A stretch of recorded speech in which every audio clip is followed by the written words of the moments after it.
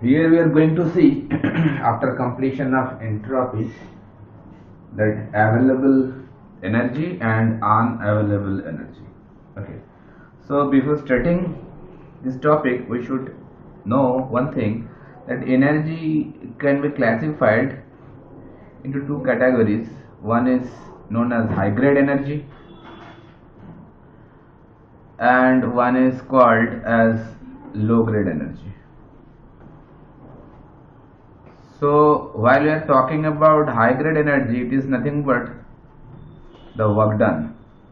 That means if we say electrical energy or water energy or a tidal energy or mechanical energy, those are known as high grade energy.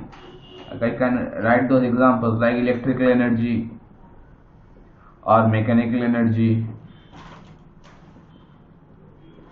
or wind energy, tidal energy. All these energies are known as high grade energy, and low grade energy is basically the heat. And we know that heat can be developed or can be generated by different ways, like burning of fuel. It can be fossil fuel, it can be non-fossil fuel. So burning of fuel, heat can be generated similarly by nuclear fission.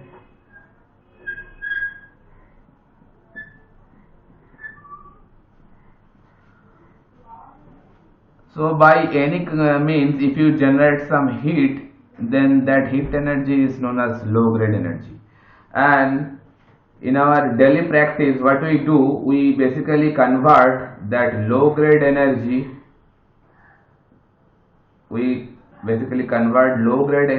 into high grade energy.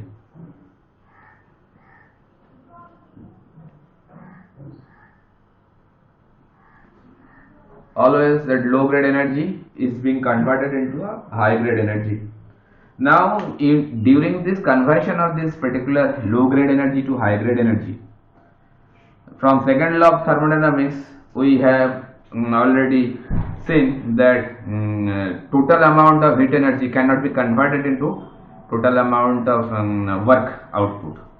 So the amount of heat you are producing, suppose by burning a fuel, that cannot be converted into total or equal amount of work, because some amount of losses must be there, and that we know from second law of thermodynamics.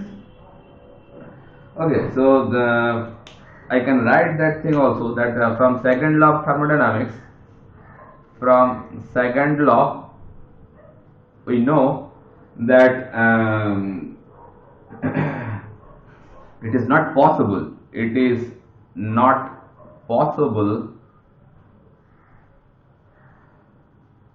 to convert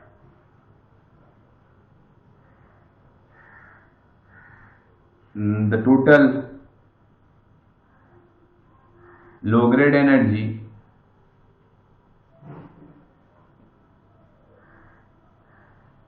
into equal amount of high grade energy. It is not possible. Some losses must be there, some dissipation must be there. Okay, so from here that the concept of available energy as well as unavailable energy comes. So the amount of low grade energy, which is available for the conversion, that is known as the available energy. Okay, so the amount, suppose Q amount of heat is available for you to convert into work. Now obviously after some amount of heat rejection, suppose the amount of heat rejection is Q1. So Q minus Q1 will be the amount of available energy. So I can write like this way, the definition of available energy. Available energy can be written in short form A dot E, and it is also known as XRG. XRG is also known as available energy, and it can be written like this way: the maximum work output work output obtainable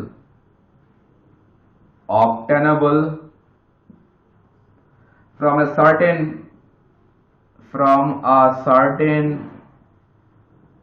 heat input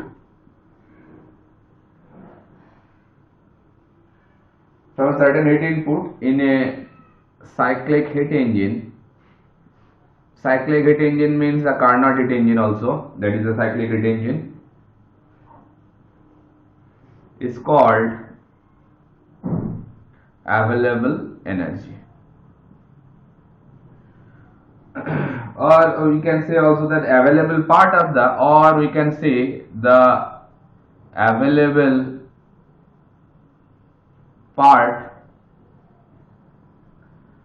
of the energy supplied.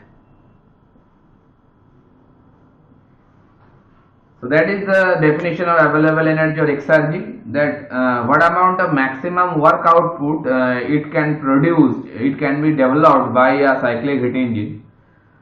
That is the amount of energy which is known as available energy.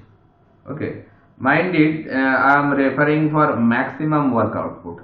Okay, and similar fashion I can write the definition for unavailable energy in short form U dot E, or it is also known as energy, AENERGY, energy. So it can be defined that the minimum energy which has to be rejected. Obviously by second law of thermodynamics, some amount of heat should be rejected or must be rejected by the heat engine. So I can write the minimum energy that has to be rejected or that must be rejected, that has to be rejected, where? To the sink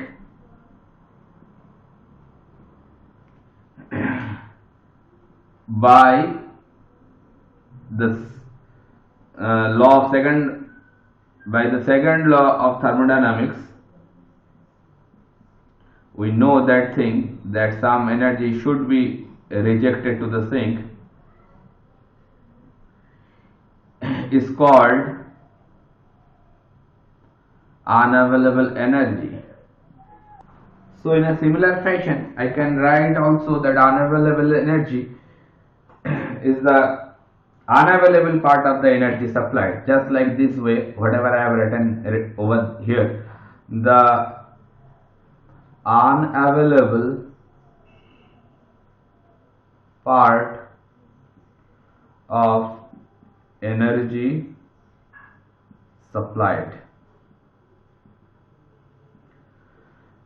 So the maximum work output that we can obtain from a cyclic heat engine, that is available energy or exergy, and the minimum energy that has to be rejected to the sink, just to obey the second law of thermodynamics, that minimum amount of energy exhausted, that is the unavailable energy. Mind it, I have written here the minimum energy that has to be rejected. Okay, so if I draw a block diagram just to understand the thing much more clearly, suppose this is a source, now coming a cyclic heat engine, and it is the sink. T1 source and T2 is sink. From there that amount of heat supplying to the, this is a reversible heat engine, amount of heat that is coming from the source, that is Q1, and it always produces some work W, and to obey the second law of thermodynamics, Q2 amount of heat is rejected to the sink. This is the sink, and this one is the source. Okay, now if this work output, if it is maximum, then I can say that is available energy, that I have written over there, maximum work output. And if it is maximum work output, then I can say write that W max nothing but equals to available energy. So the amount of that point of time, the what amount of heat is rejected to the sink, that is the Q2, that is nothing but the unavailable energy. If you want to get the maximum work output, then obviously you have to reject the minimum heat to the sink. Otherwise, you cannot obtain the maximum work output, isn't it? So, if you want to achieve the maximum output, then the rejection or the wastage should be minimum. So, that way I can write Q2 is the unavailable energy and W max is the available energy. So, I can write now here Q1. So, Q1 will be nothing but it is the sum of available energy plus unavailable energy, because Q1 is the main supply of the heat which is coming to the heat engine, and from there that Q1 is distributed into two halves. One is coming as Q2 and one is coming out as W max. So obviously W max plus Q2 will be equal with Q1, because there is no other supply of heat to the engine, only one supply, that is the Q1, and after entering in the heat engine it has to be utilized properly, by which W max will be produced by the heat engine and some amount of heat will be unutilized, that is rejecting to the sink.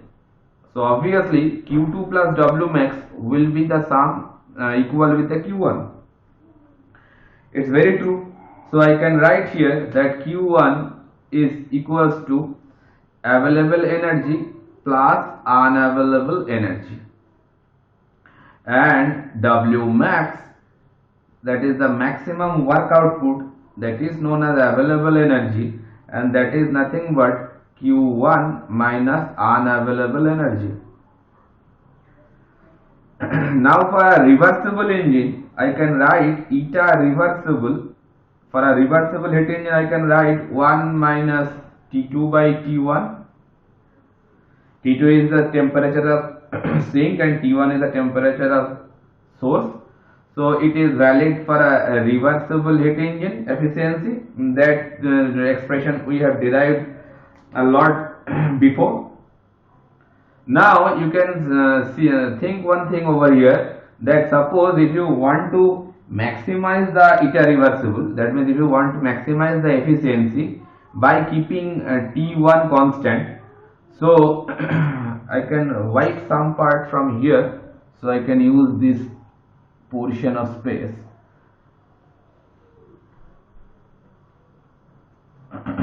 From here I can develop one expression, that suppose if you want to achieve eta reversible, if you want to get it eta reversible maximum, if you want to achieve the maximum value by keeping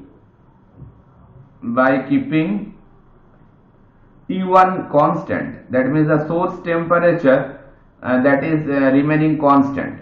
If you maintain that source temperature constant, and that point of time if you want to achieve the maximum value of eta reversible, then what we can do? Then we have to decrease the value of T2. Then we have to decrease T2, isn't it? You can see this expression. If you maintain the T1 constant, then that eta reversible will be maximum if you drop down the value of T2.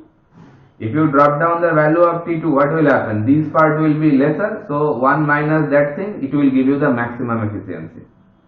That's why I have written over here that if you want to get eta reversible maximum value, then by keeping T1 constant, we have to decrease the value of T2.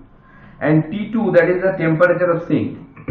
That minimum temperature of sink, what we can actually in reality we can obtain, that is the temperature of the surrounding, isn't it? That means the temperature of the atmosphere.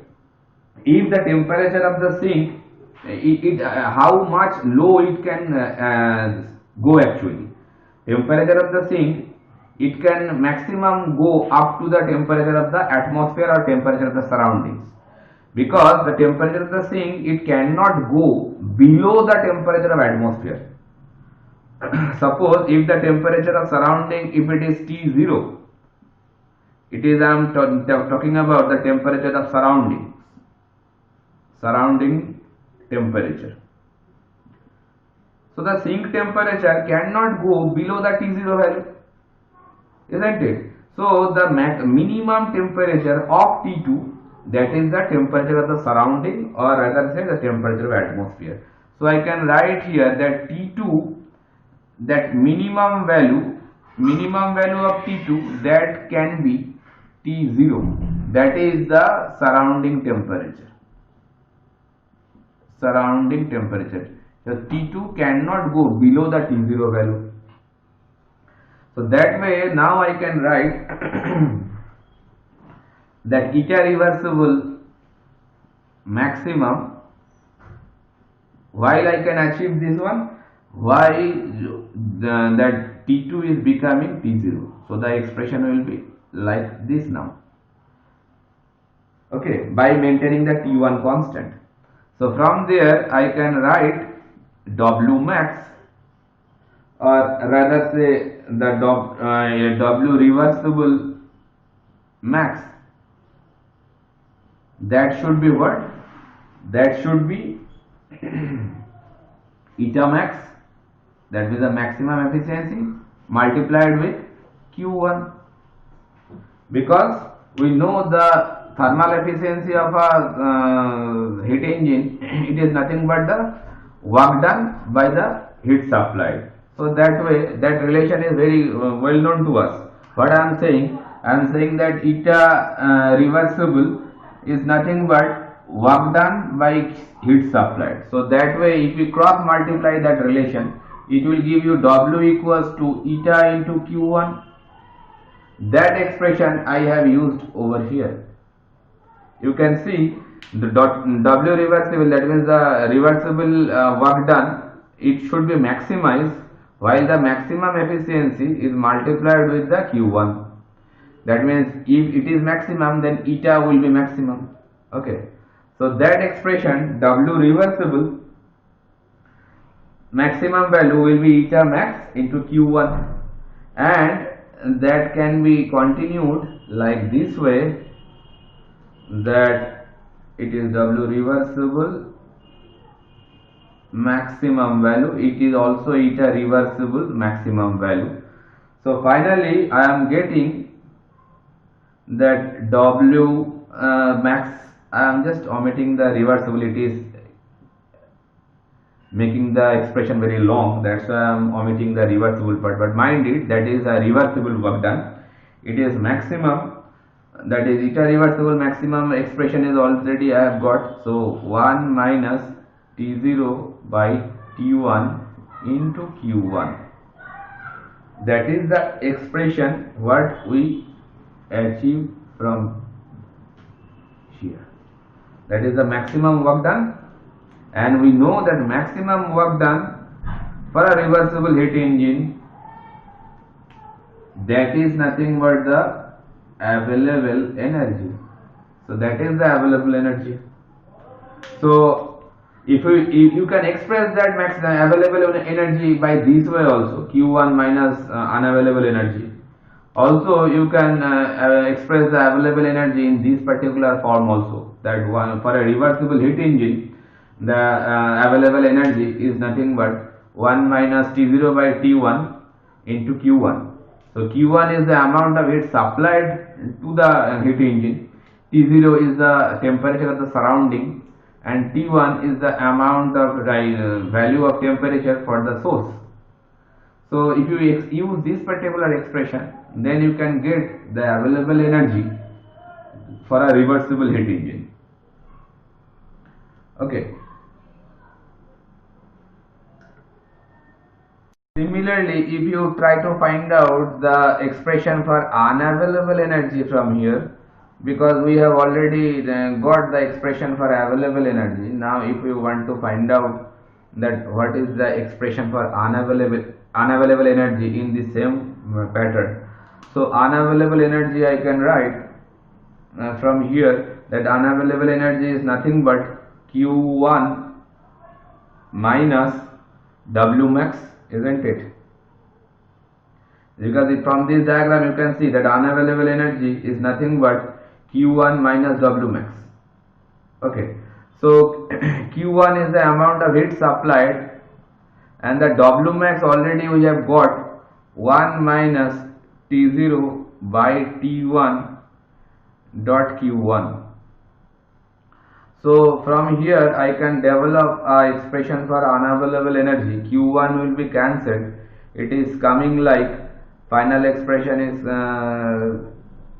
coming, that is T0 into Q1 by T1.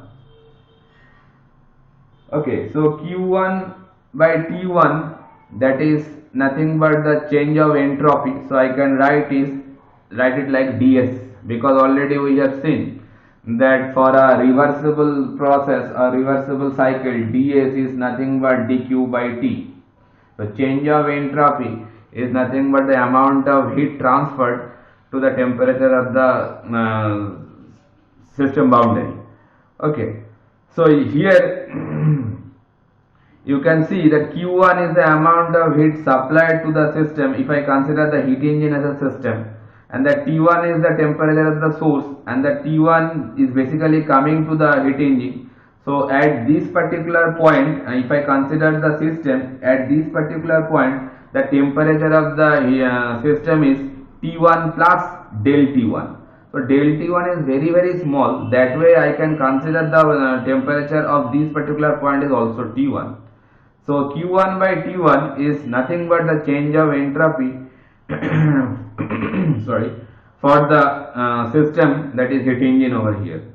Okay, so that's why I have written Q1 minus by T1, that is by change of entropy. Okay, so finally I am coming with a relation that is unavailable energy is equals with T0 into ds. So T0, the temperature of the surrounding, or you can say temperature of the atmosphere. If we dealing with atmosphere, then it's the atmospheric temperature, and that is ds is a change of entropy. Okay, so that is the expression you can always use for finding the unavailable energy. So you can write that it is the product of lowest temperature.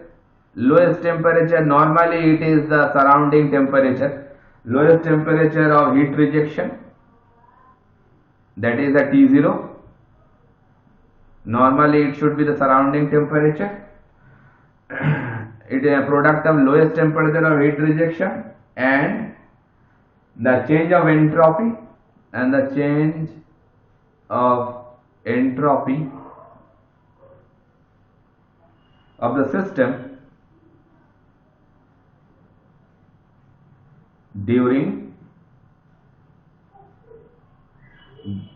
the process of supplying heat, during the heat supply process.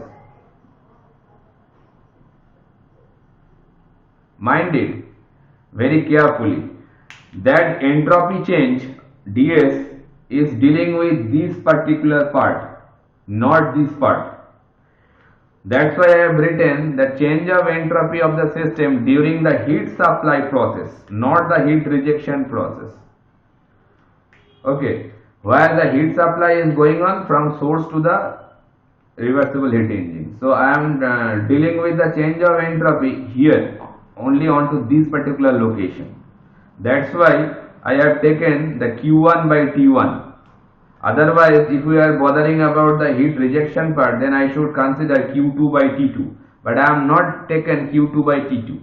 If it is Q2 by T2, then that should be also an entropy change.